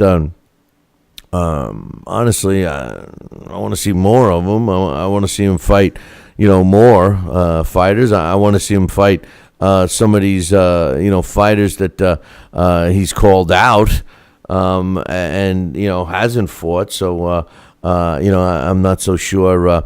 Maybe he needs to sign with Fitty or something. I don't know. But we'll have to wait and see. But anyway, the World Boxing Federation, which is moving up in value, I think, out of all these sanctioning bodies, which I can't stand any of them. But the WBF is really solidifying themselves as a legitimate organization. Well, Harry Joe Yorgi out of Pennsylvania is trying to get back into the mix, and he's going to be taking on Julius Kennedy, who's from Maryland, for the vacant WBF North American middleweight title this weekend at Valley Forge Casino. I think it ought to be an interesting fight. Harry Joe Yorgi's already 35 years old. We had him on the show a couple of years ago. He's a very intelligent guy. Record of 26 wins, 2 losses, and a draw. 12 of his W's coming by knockout. He's going up against his opponent, who's got a record of not very good. He's 33 years old, and he's got 7 wins, 5 losses, and a draw with a no contest. Now, if you look at Harry Joe Yorgi's record, you're going to find a couple of decent names on it, like Jason LaHouliere, who is another fighter that was kind of from New England that was built up, and when those two guys fought, it was kind of looking like an even fight because they had similar paths to the fight, and Harry Joe came out on top. He also beat Ronald Hearns, who was 21-0 at the time, and then he got beaten up by Alfredo Angulo when he got his first shot at a world title, and then he also fought Jermell Charlo recently in 2012. And lost that one as well. But he's trying to get back on the winning track, and he's going to be fighting for the WBF North American, excuse me, middleweight belt this weekend. So, excuse me. Speaking of the WBF, World Boxing Federation. We had some other fights that were going to happen that are not happening now. And there's one, the super bantamweight, Tishavi Munyai was supposed to be taking on Mario Branones, but he backed out of the fight. Now Evans Mabamba is going to be taking on Mario Branones instead. So that's taking place on June 29th. So we'll keep you posted on that one if you want us to. Also, they ordered. Remember this past weekend we had the Juan Carlos Sanchez got his belt stripped because he didn't make weight. They were originally going to let him fight, and then they realized that they couldn't, so they stripped it. He won. The IBF has ordered the fight right now. Now there's apparently they are making Rodrigo Guerrero and Deaki Kamada fight each other for the vacated belt, and I guess they have X amount of time, and they need to have a deal in place by July 10th. If not, the IBF is sending that one out to purse bid. I wonder, when a sanctioning body like this orders a rematch and they say, okay, Team Guerrero, Team Kamada, let's negotiate a fight, and the two teams have to figure out, well, who's going to promote it, where's it going to be, what are we going to make, what are we going to pay, all of that stuff, and they can't reach an agreement, right? So the IBF and every other sanctioning body threatens them, okay, well, we're going to go to a purse bid. Now, in case you don't know, a purse bid means anybody could bid on it, right? Anybody could bid on it. But let me ask you a question. Who wants it? I mean, don't get me wrong, I'm not saying it wouldn't be a good fight, but if the two teams can't decide who's gonna do the fight, it's not like somebody else. There's another promoter that's just chomping at the bit to win the fight and promote it. So I just one of these times I'd love, and I know it's happened, but for a high profile fight, I would just love the fighters to say, we don't want the fight. I don't care about the belt. And the IBF's like, we ordering a purse bid. Cricket. Nobody bids on it. Nobody cares. Then what do? Well, then they go to the next two guys, and they wait till they find somebody with a checkbook. You got a checkbook? Yeah. Is there anything in there? Let me see. How many zeros you got? Oh. Okay, you're in. You got a fighter? Go ahead. Well, he's approved. He's in. And don't think that that's not how the way it goes. Anyway, Carl Froch and his promoter Eddie Hearn, who's from Matchroom Sport, the same promotional company that does the Prize Fighter, which I absolutely love. They have kind of mapped out a dream plan for Carl Froch. And here's the way it goes. Carl Froch is going to fight either Andre Ward for the second fight or Miguel Kessler for the third fight. Now, that's what they want. And then his last fight of his career will be against Georgie Groves. They're looking to fight in the winter, this winter. I don't know if it means the end of this year or beginning of 2014. I'm not sure. But Carl Froch is going to fight, at least according to Eddie Hearn, one of those two guys, Andre Ward or Miguel Kessler. Now, we've talked about this a little bit because, especially after Carl Froch beat Kessler, there is value for Kessler Froch 3.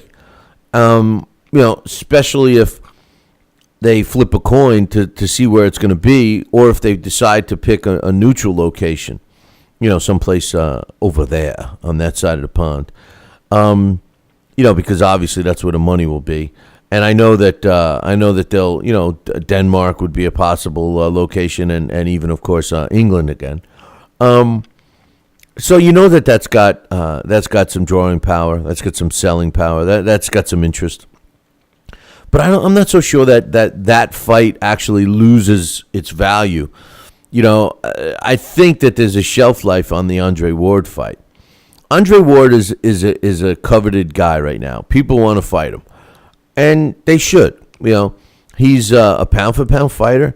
We currently have him ranked number 2, although I will get our updated rankings. Not that he moved, but our updated rankings will be up tomorrow, so you can check out our website, www.BillyCBoxing.com, for the updated rankings.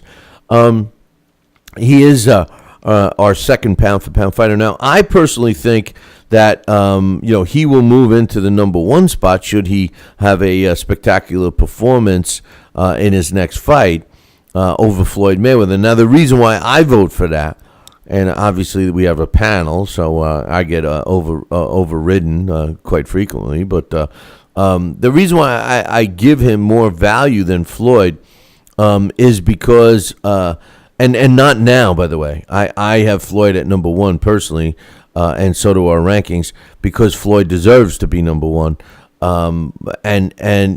You have to go by who you fight, and you have to go by where they stand in your own division. And up until recently, up until the last 2 fights, I guess, or 3 fights, Floyd was cherry picking, and you could argue, and people still think he cherry picks now. You can't say that about Andre Ward. You can't say it. You could say what you want. Oh, he only fights in California. He's only fought in the United States. Oh, he should go to England and fight Froch. He should do this. He should do that. You could say all of that, and I agree. I am one of the guys that think that he should go to England. Yesterday Dax called in and said, oh, he's got nothing to prove. He doesn't have anything to prove inside the ring. But he does have some critics saying, well, even during the Super 6, this was a guy that kind of always got to fight at home. His one big long travel was Atlantic City, and that, that was kind of a neutral fight. Well, actually, I guess not. But the bottom line is that I think to shut critics up, he would go to England. Now I do think he would go to England and fight Froch, because I'll tell you why. Number 1, he's with Goose and Tudor, and they don't open their checkbook for nothing. So, the question is does he make more money with HBO? Now, obviously, HBO is putting their claws into Andre Ward. Now he's becoming the guy. He's doing the broadcast. He's an active champion, so to speak. And they got Triple G, they got Andre Ward. You can see the movement that they're doing. So maybe they do offer him a big money deal to fight in the States, but why not let him fight over in England, get a piece of that huge gate that they will get over in England, and put it on HBO like they did last time. I think it's viable, and honestly, no disrespect to Carl Froch, because I believe that the 3 toughest opposition of professional fighters today has been Carl Froch, Andre Ward, and Abner Mares. So, I respect those guys. They fight the best that can be offered. Floyd can't say that. I don't care how much you love Floyd. You can't say it. Maybe now, because the time, has come where really he is fighting the best now. So people like me can't even criticize Floyd, because he is fighting what you guys, the fans, perceive as the best opponents, a la Saul Alvarez. But several years ago, that clearly wasn't the case. And you can't say that Froch and Ward and Mares didn't, fight the best of the best of the best of their respective divisions. So with that said, Carl Froch and Andre Ward is a sellable fight. The outcome, listen, man, I don't care if it was on Jupiter. It could be on Jupiter. It could be on Mars. It could be on the moon. It could be in England. It could be in California, Atlantic City, Vegas. It could be in, Floyd Mayweather's gym in Las Vegas. And I think Andre Ward's going to win the fight. I love Carl Froch. Don't get me wrong. He's one of my favorite fighters of today. I just love his heart. I love how you never count him out. He's exciting to watch because of those 2 reasons. He does have some boxing ability when he wants to, but Andre Ward is better. Andre Ward's got better boxing ability. Andre Ward is faster. Andre Ward is more technically sound. He changes things up. He doesn't do the same thing over and over and over. Andre Ward is a better fighter. I think that Carl Froch has more charisma. I think he's more sellable. I think he's more exciting. I think he's more of a known fighter. I think more people know about Carl Froch than they do about Andre Ward. But that's not Andre Ward's fault. That's his choice of promoter. And you got to give him credit. He's loyal. He stayed with Goosen all these years. And, he's paying for it. Or, not getting paid for it, I should say. So that fight is sellable. Carl Froch against Kessler, come on, man. That fight, if they were both 50 years old, they would be able to fight. And Denmark or England will sell out the place for that one. So I don't think that Eddie Hearn should be saying he's going to fight either Ward or Kessler and then wrap up his career against Georgie Groves. I don't think he should say that. Just like Juan Manuel Marquez and Manny Pacquiao, they could fight 2 more times and people will go and watch it. I like Georgie Groves. He's not ready for Froch. Maybe a third fight with Kessler or a second fight with Ward might soften him up a bit. But as much as I like Georgie Groves, I really don't think that he's ready for a Carl Froch. But now Stevenson's out of the mix because he's in the light heavyweight division. So who knows? Hey, listen, we're going to take a break. And like I said, the phone lines are open. Maybe somebody will give us a shout afterwards. We come back from break. We'll keep the phone lines open for the remainder of the show, which is only about 30 minutes. We'll be right back. Talking Boxing with Billy C. Every week, 2 hours of the best boxing talk on the radio. I have a bunch of questions, Donnell, right? If you feel like you want to, you can answer for JD first. Why will you win? JD Chapman, why will you win? Baby. And we're back. Yeah, and we're back because our commercial just crapped out. So I apologize for that. And hey, what that means is a shorter commercial break. So anyway, we will get that resolved here. And maybe I will take another quick break when we come back. But we'll have to wait and see. But anyway, just to finish that thought, since it kind of blew me for a little loop here. Who else is there for him to fight? I'm talking about Carl Froch. I mean, I like the choice that Eddie Hearn is giving him, and I don't know. I think it's good. I want to look and see what Stevenson's going to do. I mean, where does he go? He was talking about Bernard Hopkins. That fight is actually interesting to me. I think. I'd be interested in seeing Bernard Hopkins fight Stevenson, and I'm wondering if Bernard would fight Stevenson. It seems like it would be a decent matchup. The reason why I like the fight is because Stevenson, we see his style, and his style isn't going to change. He's going to come at his opponent and try and take his head off. Just like he always does. It would be interesting to see if Bernard Hopkins could weather that storm. It really would, as far as I'm concerned. I know he's slick, but I tell you what, Adonis Stevenson really he pours it on. But anyway, I'm going to take a short break. We're going to try this again. I'll be right back.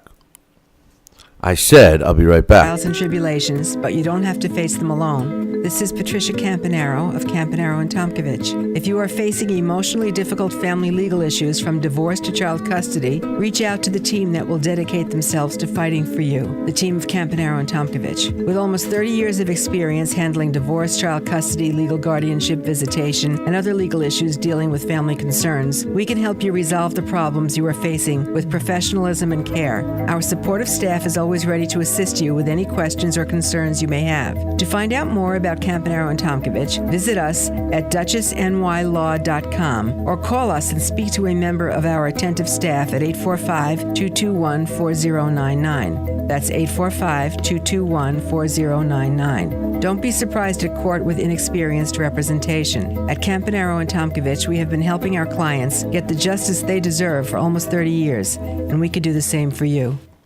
Now back to Talkin' Boxing with Billy C. He may not have an Excellence in Broadcasting award, but the night's still young. And he's got martinis. So you never know what may be by morning. It's Talkin' Boxing with Billy C. Talking Boxing with Billy C. The one, the only, Don King. Makes me feel good, Billy, to have you, the #1 show in the country, Talking Boxing with Billy. So I invite each and every American that's listening to this great show to tune in, because we want you to be there with Billy and me. St. Jimmy's coming down across the alleyway. Up on the boulevard like a zip gun on parade. Lights on the silhouette. He's in some butter net. Coming at you on the count of 1,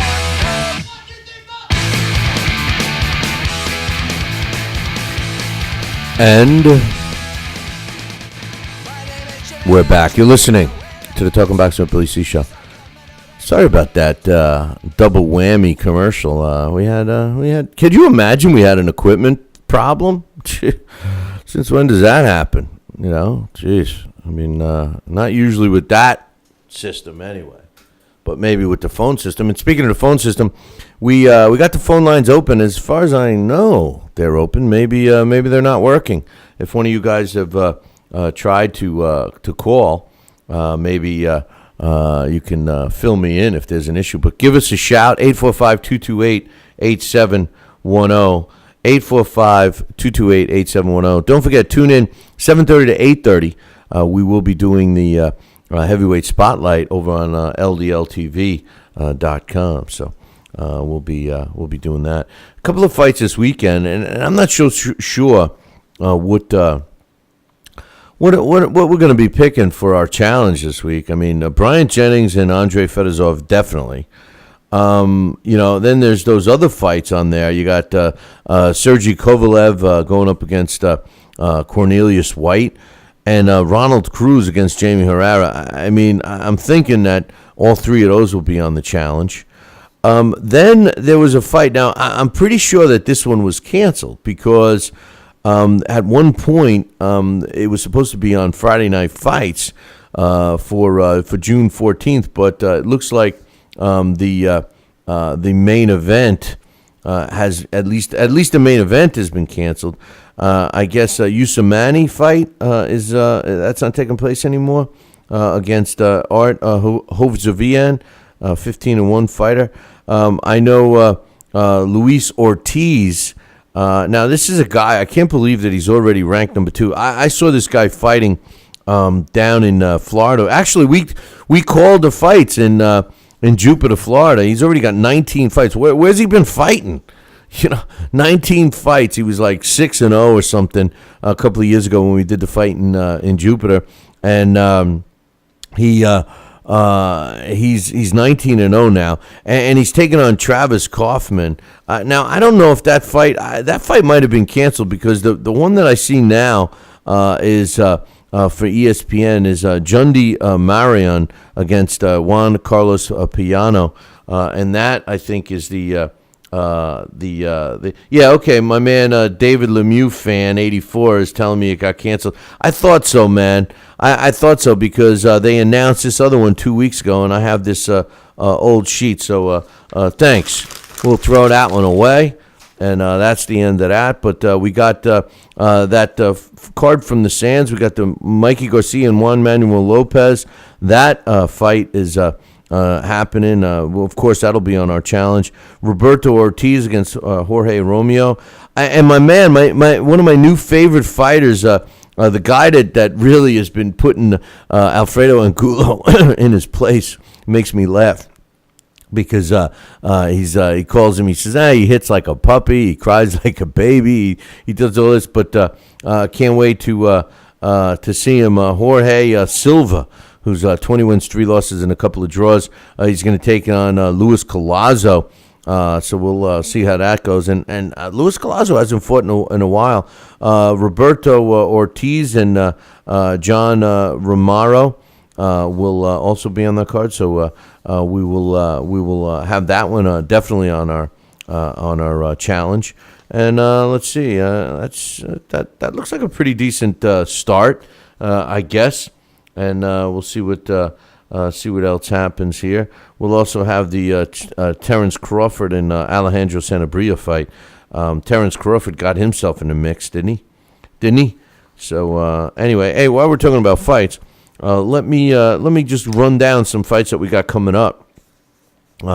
Which will some of these, if you hear one that is no longer scheduled or has been moved or something like that, let me check that out and get me updated on that if you could help me with that.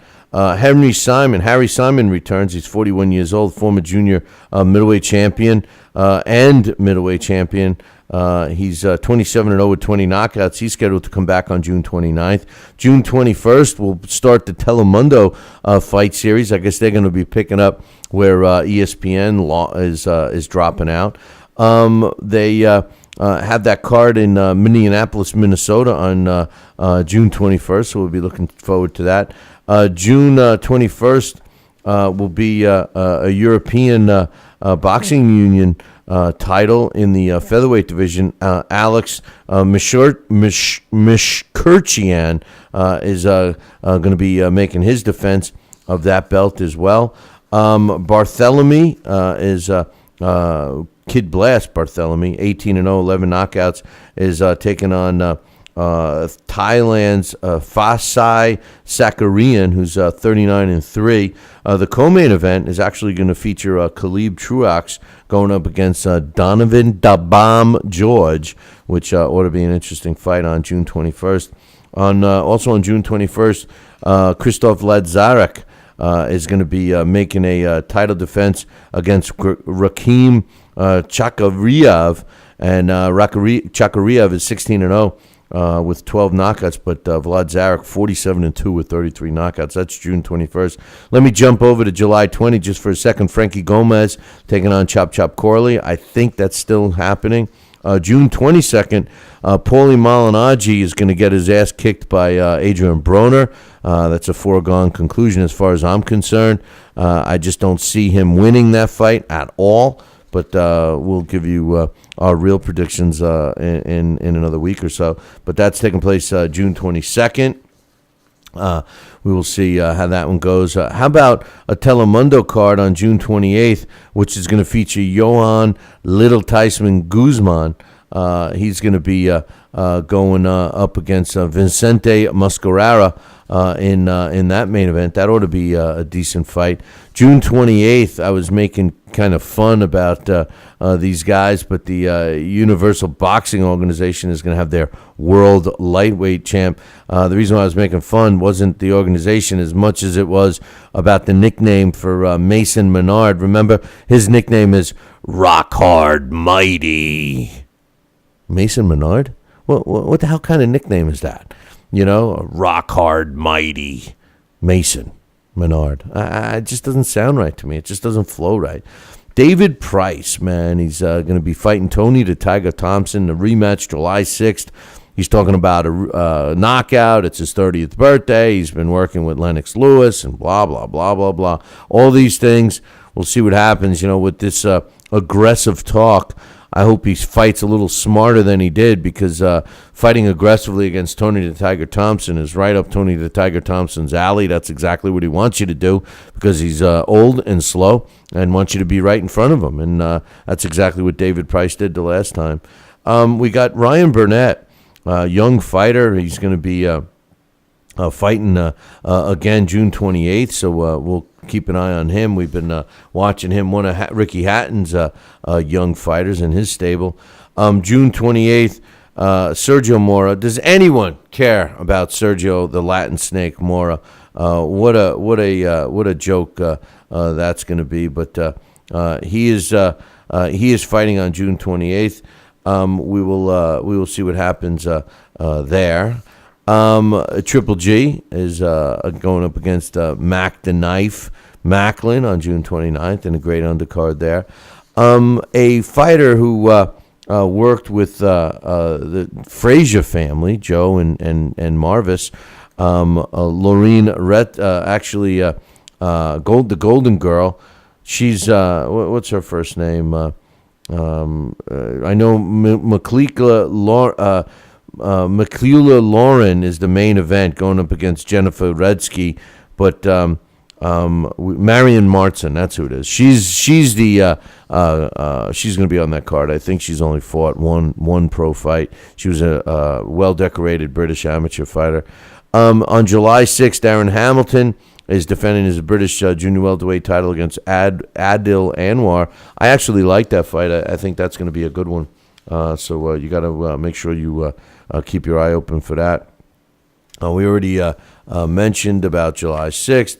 July 6th, Pinoy Pride 21. Can you believe that there's that many of those? I was shocked when I saw this a couple of weeks ago. The main event is going to be a minimum weight world title between Merlito Sabilio, 21-0 and 11 knockouts, against Orly Estrada, who's 16-6.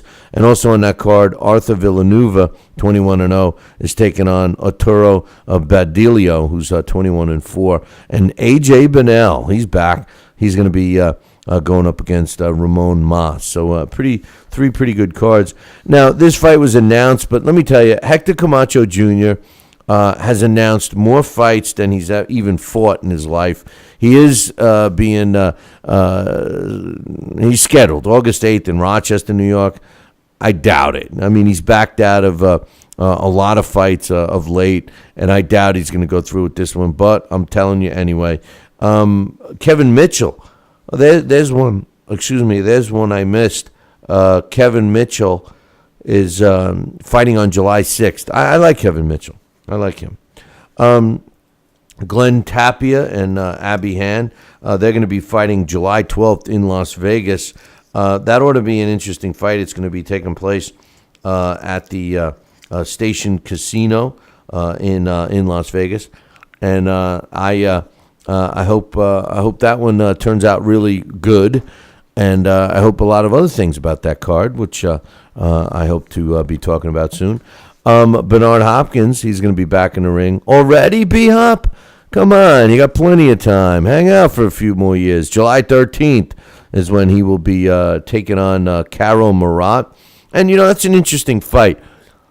Because I didn't think that he would even fight Murat. Because why should he, man? I mean, how much money could he be making for this? I guess enough. But anyway, that fight is taking place July 13th. They did, I don't have the date, but I guess they are going to be going through with the fight for Vladimir Klitschko and Alexander Povetkin. I know that they settled it. I know it's up on the schedule. I just don't have the date. But July 13th, Kell Brook going up against Carson Jones, and Luke Campbell will be making his pro debut July 13th. Also, July 13th is that final or Super 4 card that's coming at us from the Monte Carlo. Remember the Monte Carlo $1 million for? Well, Dennis Grachev is going up against Edwin La Bamba Rodriguez.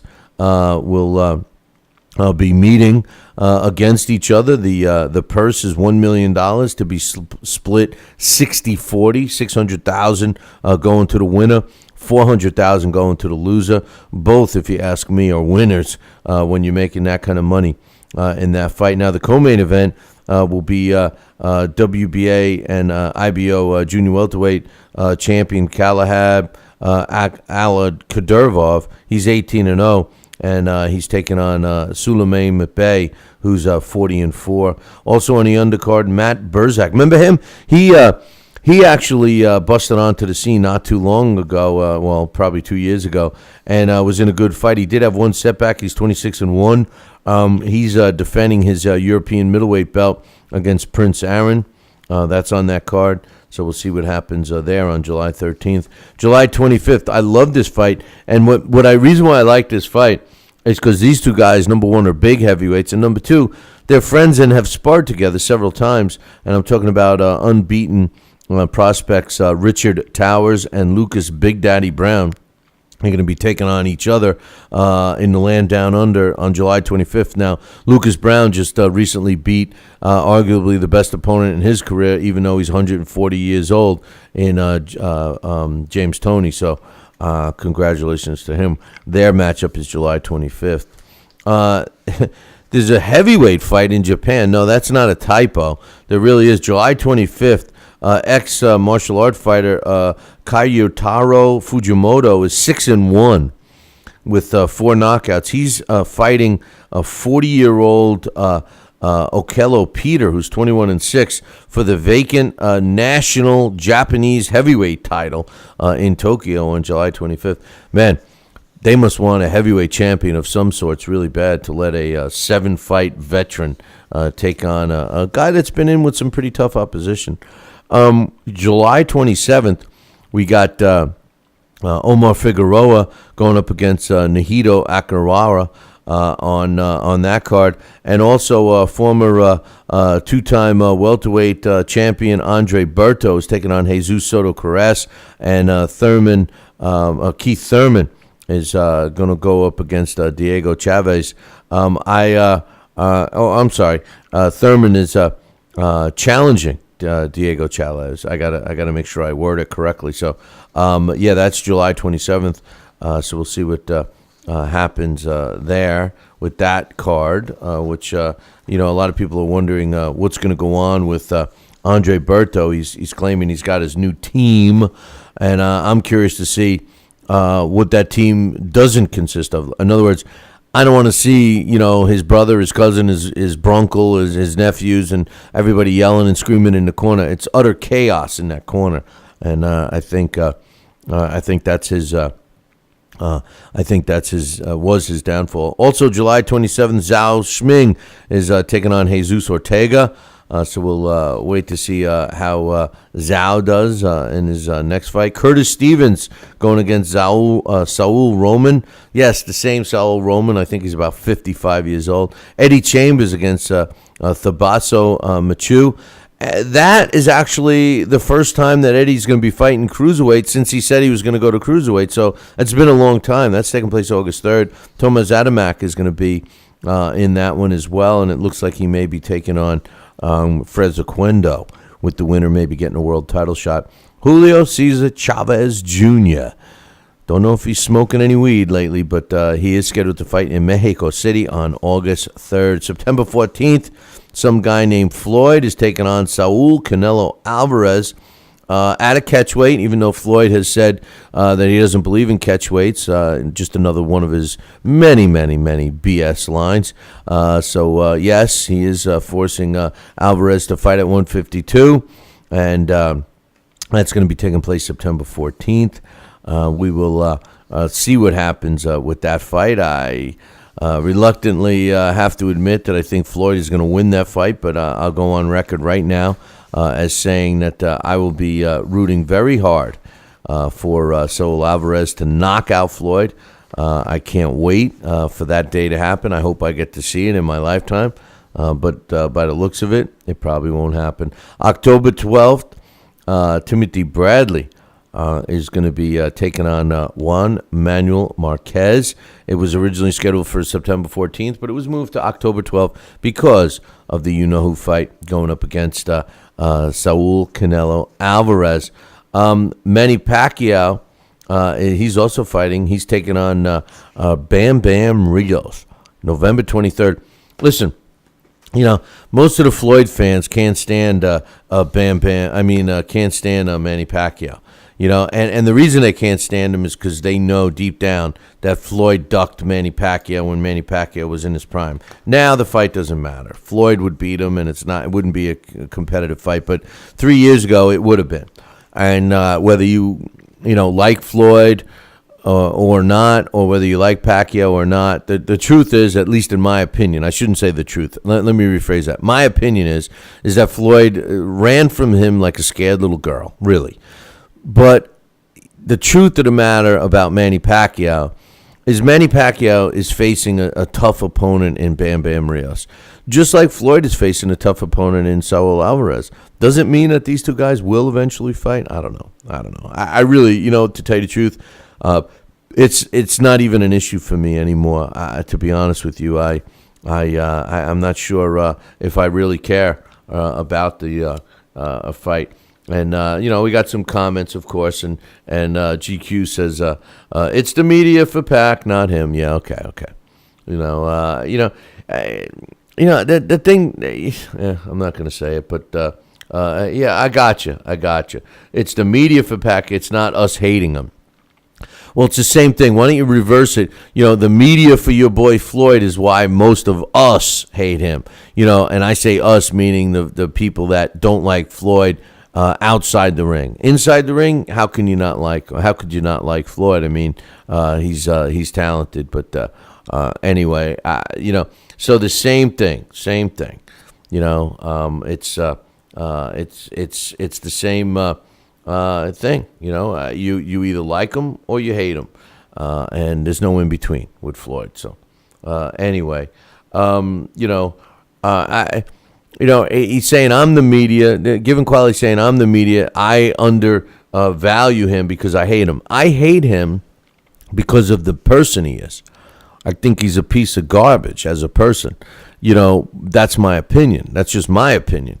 But I don't underrate him as a fighter. I never do. I root against him. But so many people rooted against Mike Tyson too, man. So you can't hold that against me. So you're right. He is right. And I've admitted this. I'm sick of people saying this to me like they're inventing it. Like he says, you hate the person, not the boxer. True. It's 100% true. Can I? I was referred to, and I even hope that Given Quality sticks up for me on this.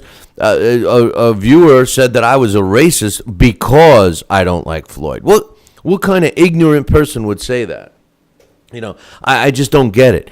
Just because I don't like someone doesn't make me a racist. Just because Given Quality doesn't like Manny Pacquiao doesn't mean he's a racist. It's a stupid statement, and that's what a viewer actually emailed me and said that to me.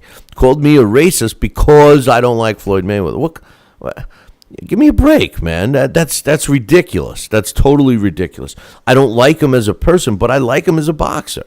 Just like GQ said in here, and he says, you're not a racist, you're Italian, you guys aren't good discussing race issues. I know. He already gave me a whole speech about that. I had to read it one time. He says, you guys, oh, you see, GQ is racist against Italians. That's what it is, GQ.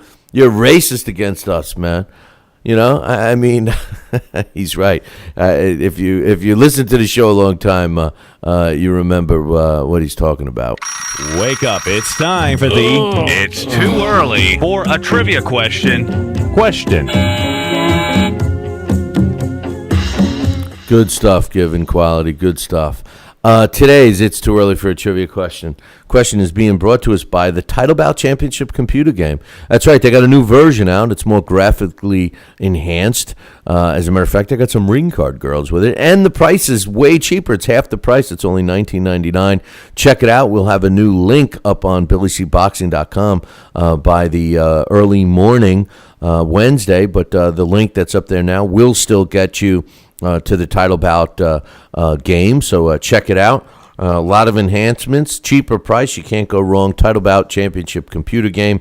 In case you don't know about the game, it's a simulation game, which means you could put Floyd Mayweather against Sugar Ray Robinson and let the computer tell you who would have won that fight if the two greats would have stepped in the ring. So check it out, www.BillyCBoxing.com, and click the Title Bout Championship computer game. The trivia question is also being brought to us in part by the Heavyweight Spotlight, which is going to be shining today. Tony Trema and myself are going to start the show 7:30 p.m. Eastern Time. Check it out on LDL TV, and make sure you stick around on the chat room and talk to us live during the show. The Heavyweight Spotlight live, LDL TV tonight. At 7:30 p.m. Eastern Time. All right, today's trivia question, which is supplied to us by our own trivia question guru, Henry Haskell, is one that's got you guys stumped. It's, I think, 1 week old. who fought unsuccessfully for world titles in 2 different decades before finally winning a world title in the 3rd decade. Who fought unsuccessfully for world titles in 2 different decades before finally winning a world title in a 3rd decade. If you know this answer and you're the first one to get it right, regardless of when you send it in, if you're the first one to get it right, you'll win the prize. Email me, Billy@TalkinBoxing. That's TalkinBoxing.com with the correct answer, and you'll win the prize. Who fought unsuccessfully for world titles in 2 different decades before finally winning a world title in a 3rd decade? If you know the answer, email me, Billy@TalkinBoxing, TalkinBoxing.com. This day in boxing history. And finally, this day in boxing history is being brought to us by Kempener and Tomkovich. If you're looking for a lawyer, use the ones that keep my ass out of trouble. That is Kempener and Tomkovich. Give them a call today, 845-221-4099, 845-221-4099. Let Kempener and Tomkovich knock out your legal problem. On this day, June 11th, we got a couple of things going for you. On this day, June 11th, in 1932, Marcel Thill wins the world middleweight title via an 11th round disqualification over Gorilla Jones, and that took place on this day in 1932 in Paris, France. Also on this day, June 11th in 2000, Takanori Hatakimaya knocks out Gilberto Serrano in the 8th round to win the WBA World Lightweight title, and that took place on this day in the year 2000 in Tokyo, Japan. And finally, on this day, June 11th in 1992, Rodolfo Blanco wins a 12-round decision over Dave McCauley to win the IBF World the IBF World Flyweight title, and that took place in Spain. That concludes our show for today. I got one more thing to say.